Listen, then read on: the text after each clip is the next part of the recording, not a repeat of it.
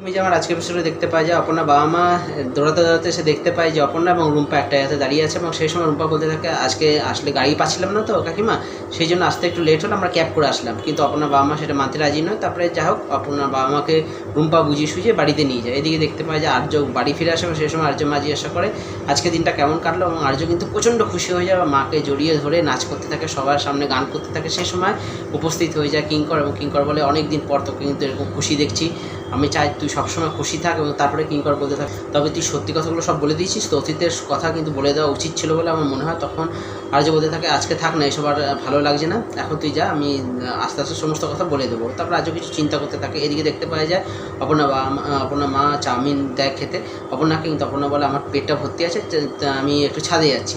চাউমিনটা তারপরে রুম্পাকে দিয়ে দেয়। রুম্পা খেতে খেতে জিজ্ঞাসা করে আজকে কী হলো। অপর্ণা সব কিছু কথা খুলে বলতে থাকে। সে সময় বলতে থাকে অপর্ণা যে আমি আর্যকে প্রচণ্ড ভালোবাসি। সে সময় দেখতে পাওয়া যায় যে অপর্ণা মা পিছন দিক থেকে চলে আসে এবং জিজ্ঞাসা করে তুই কাকে ভালোবাসি বললি। তখন কিন্তু রুম্পা ব্যাপারটা সামলে না, রুম্পা বলতে থাকে ও আমাকে ভালোবাসে বলেছে, এবং চাউমিনটা কিন্তু দারুণ হয়েছে কাকিমা। তখন মা কিছু সেটা বুঝতে পারে না। এদিকে আর্য দেখতে পায় যে তারা সুন্দরী মা সেখানে এসছে। আর্য দৌড়িয়ে যায় এবং জিজ্ঞাসা করে তারা সুন্দরী মাকে যে মা আমি সব সত্যি কথা বলিনি, এখন কি আমি সত্যি কথাগুলো বলে দেবো। তার সুন্দরী মা বলতে থাকে এখন সব সত্যি কথা বলিস না, যেগুলো তোর ভেতরে আছে সেগুলো ভেতরে থাকতে দে, ঝড় উঠবে তবে ঝড়টাকে সামলে নেওয়ারও ক্ষমতা আছে, তবে এখন কিছু বলতে আস না, সময় আসবে তখন সব বলবি। তারপরে এপিসোডটা শেষ হয়ে যায়। দেখা যাক নেক্সট এপিসোডে কী হয়।